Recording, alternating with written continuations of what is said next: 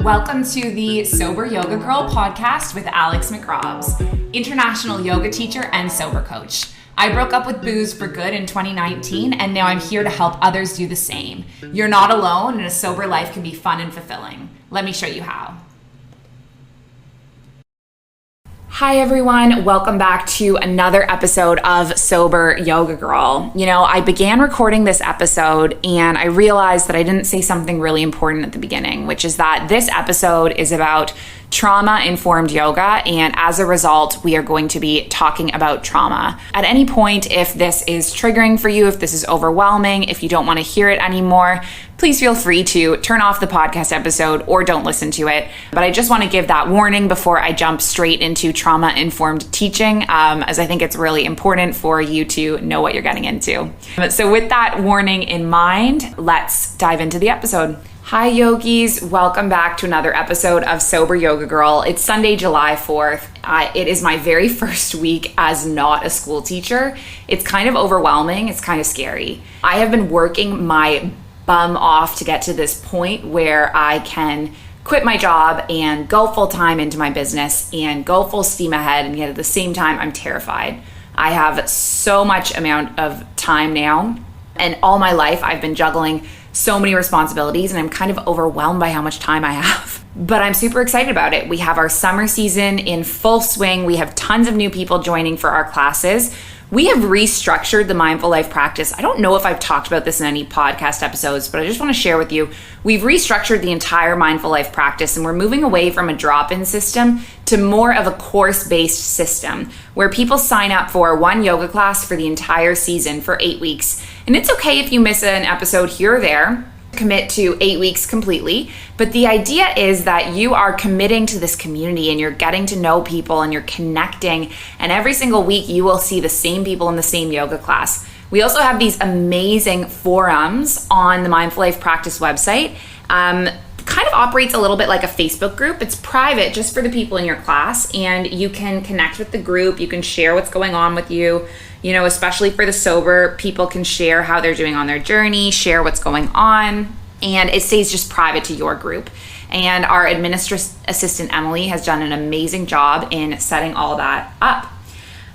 So check it out. I want to say thank you to everyone who's supported us, signed up for the summer season. It really, really, really means a lot. As you guys know, this is my bread and butter. This is my full-time gig. And so every single person who supports the Mindful Life practice really makes a difference for me, and I do a little happy dance. So thank you. All right, so what is coming up next? I am planning a day retreat. I'm planning a weekend retreat for all of my UAE local yogis. So if you would like to join me, if you missed the last retreat in Al Ain, I have another one coming up at the end of the month. I'm going to be getting some info about that this week. I am also doing a day retreat in Abu Dhabi City. So it's going to be an afternoon. It's mid-month. Check that out as well. I would absolutely love to have you join me. And the last thing that I want to talk about is my yoga teacher training. So I have also restructured the way I'm running my yoga teacher training. It's a 200-hour training. This training in particular is going to have 2-hour live sessions 5 days a week, Sunday, Monday, Tuesday, Wednesday, Thursday, from 9 a.m. until 11 a.m. Eastern Standard Time, which is 2 p.m. to 4 p.m. British Standard Time. And it's 5 p.m. to 7 p.m. Abu Dhabi time. So it's a live check-in, live discussion, live asana workshop. And then you're gonna receive on-demand videos with information, with lectures, with asana posture workshops. So you're gonna have to do some on-demand video watching, and then you will do some live interaction with me.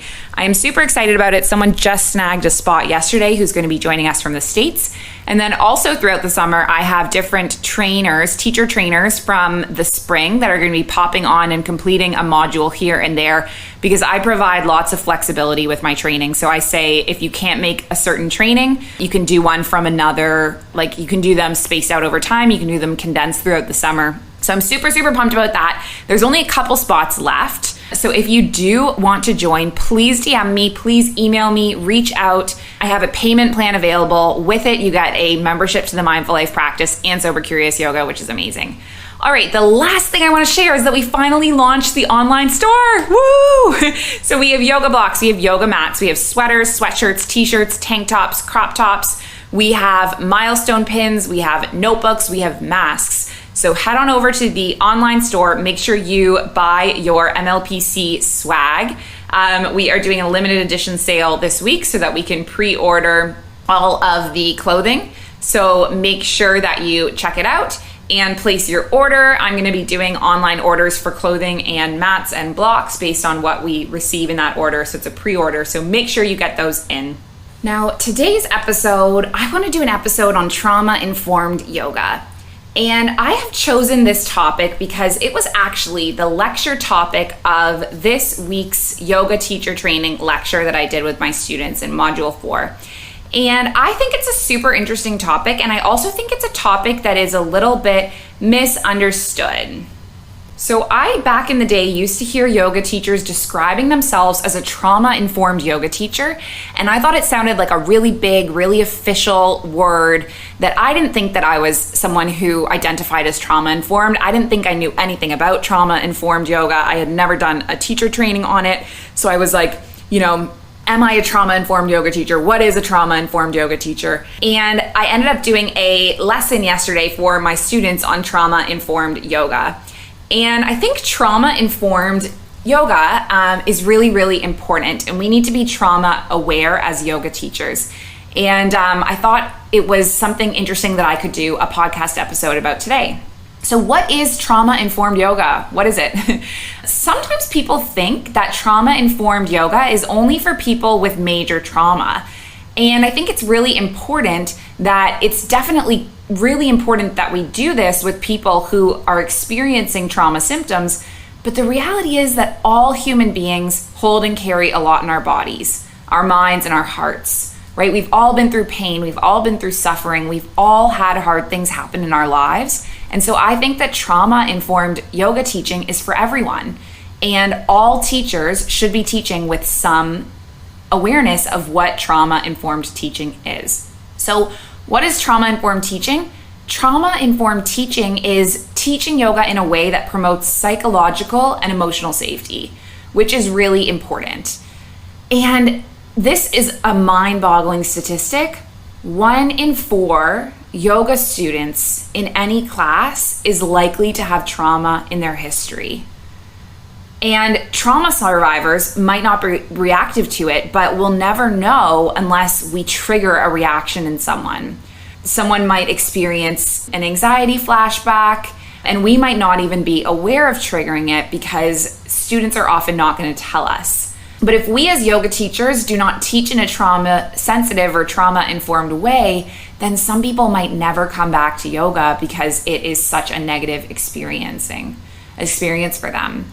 I think becoming informed about trauma is also really important as a yoga teacher because it can help you if you're in a moment of crisis. Like if you're teaching yoga in a time when your community has suffered a really big environmental disaster, for example, or even, like the COVID lockdown. When we were going into the first COVID lockdown, everyone was in crisis. We were having a global pandemic. Our lives were changing. We were experiencing collective grief. And in that circumstance, you have to teach in a way that's informed to the fact that everyone is on a different journey. Everyone's going through different pain. Everyone's going through different stuff. And when we become aware about trauma-informed teaching, it helps us to provide more skillful yoga classes to our community. So something that's important to be aware of about trauma is that there's no one way that trauma survivors look. Trauma survivors can be anything. Trauma survivors can be any gender. Trauma survivors can come from any background, socioeconomic background. Trauma survivors can be living in all places around the world. And so I think it's really important to know that even if you meet someone who is like confident and loud and outgoing and silly and funny, they could be a trauma survivor as well, right? And you'll never know. Any one of your yoga students could have experienced a trauma, and how would you recognize that? They could have experienced sexual assault, they could have experienced domestic abuse, they could have experienced neglect as a child, they could have had complex trauma like narcissistic abuse. And there's no single way that a trauma survivor could look, could act, or could talk, right? Any one of these people might be someone with a history of painful experiences, and we need to be aware of our words and our gestures. The chances are that every single yoga teacher is going to have at least one or more trauma survivor in their class. And so as we are yoga teachers, we need to be able to teach the body-mind connection and teach yoga in a way that is healing and helpful for trauma survivors and not harmful. Trauma-aware teaching helps us to prevent re-traumatization in our yoga students. It helps us support people on a trauma healing journey. It helps us provide an emotionally and psychological safe space for students. And so different things that we should know about teaching for trauma-informed yoga. The heart of this is just letting people be in charge of what they do with their body and how they interpret their feelings and experiences. So we treat people in a compassionate way, being aware that some people might be carrying trauma and stress. We try to avoid the appearance of judging. We try to be cautious with our space and our touch. We try to speak reflectively, giving autonomy to students, let them have their own experience, and try to avoid things that you know might be a trigger and respond to any triggers with care. So let's start with the first one, behaving in a way that acknowledges students might be carrying trauma and stress. I think the way that we invite people into the space, we make them feel welcome. We have to understand that the whole idea of showing up at a yoga class can be terrifying for some people, right? It's a huge barrier. They might have tremendous fear. They might have gigantic resistance to simply show up at yoga class, and moving in a public space can be terrifying. So I think welcoming everyone with a smile, with a calm demeanor, making sure that students have the space that they need, making sure that, if it can be helpful if you're setting up a room to just have people facing the door so that they can see all areas of the studio. If they're not facing the door, maybe there's a mirror that shows the view to the door so that you can just kind of see who's coming in and out. And then also, as a yoga teacher, we need to kind of celebrate and acknowledge the fact that people have shown up, because that can be super hard. One thing we talked about yesterday in my lecture was something we should say to new yoga students is that they can have their camera off on Zoom, because I think there is sometimes a fear about having your camera on and everyone looking at your body and being close up in different angles. So as a Zoom yoga teacher, I always say that people can have their camera off. That is totally, totally okay. The second thing that we want to do as a yoga teacher is avoid making people feel like we're judging them. When I first started yoga, I remember, and I'll never forget this, I had pretty serious mental health issues. So I had really high anxiety. It was before I was medicated. And so my palms were always sweaty. And I needed a towel to do any yoga pose. Even by the time I went on yoga teacher training, I still needed a towel, or I would slip right off the mat because my hands were so sweaty. And one of my yoga teachers in one of the very first classes, she said, anyone using a towel doesn't know how to grip their hands properly. And it was so upsetting for me, because it wasn't that I wasn't gripping my hands properly. It was that I had such severe anxiety that my hands were constantly slippery and I needed that towel. And so I think as a yoga teacher, I always have this approach of everyone has in place whatever they need to have in place, right? You technically should not be wearing socks because your feet might be slippery, but there might be people who have a foot phobia and that's why they're wearing socks, right? You have no idea why certain people have made certain choices. And so to say to someone that, they need to remove their socks for yoga is not appropriate, because they might be wearing them for a reason. Same thing goes with having your camera off on Zoom. I teach yoga in the Middle East. And so I have people in my class who, I have women who don't want their hair to be shown on the camera. And so being a trauma-informed teacher is just being aware of okay, that is where they come from. They keep their hair covered in hijab all the time. So of course they're not going to want to have their camera open with men in a Zoom class, right? And so as yoga teachers, we have to just have an awareness that everyone comes from a different perspective and they are the way they are for a different reason, right? And so try not to judge people, but try to go through this authentic experience with them. The third important thing about being a trauma-informed teacher is just being aware about touching people, right? We don't want to touch people without their permission. And I think this is a really big problem. When I first became a yoga student 10 years ago, I think the world's getting better and better, but people used to just come up to me and touch me. Yoga teachers would just touch me in class. Yoga teachers would tell us that we had to do a partner pose and we have to touch partners. And when yoga teachers touched me in class, I had such strong mental health problems that I would get really, really upset. I would think that teachers touching me meant that I was doing the pose wrong. And now, years into it, as a yoga teacher, I understand that teachers are often touching you to provide comfort or to guide you into a different shape. But if we go around and just start touching people without their permission, it can be really upsetting for people, especially if someone has been a sexual assault survivor, right? And we are never going to know what people have been through. And so I think being aware of touch is really, really important. And also, if you are going to touch people, I have these little cards. They say, I want to be touched or I don't want to be touched. And I think as yoga teachers, we can just flip the card face up, flip it down, and then people have the autonomy to choose whether people touch them or not. And I think this is really important. We need to respect people's space. Like in no other exercise class or group environment have I been in where teachers just come and touch you without your permission. And so I think the rules should be the same for yoga. I think another important thing about being a trauma-informed teacher is think about the words that we use. And we want to make sure that trauma-sensitive teaching is aware of the fact that trauma survivors, it's important for them to be totally and completely in charge of themselves, right? You want to give people autonomy over their own bodies, over their own experience. Even if there's one person that's new in the class, you should restate the permission that students have the choice to do whatever they want to do.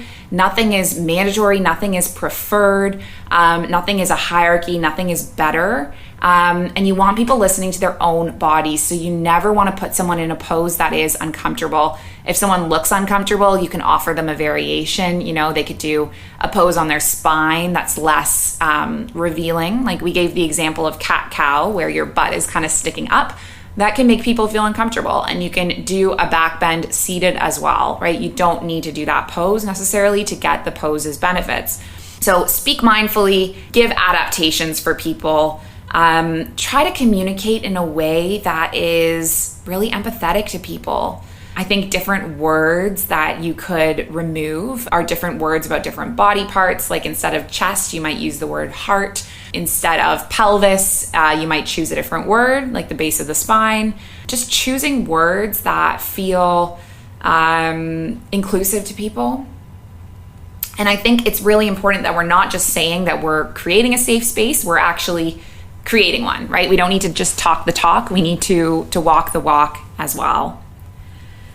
The last thing that I think is important about being trauma-informed teachers is that we just need to learn about some of the triggers. And some of these things, when I did my first trauma-informed yoga workshop, I was like, wow, I never even thought of that. Like turning the lights off, for example. I turn the lights off in Shavasana all the time.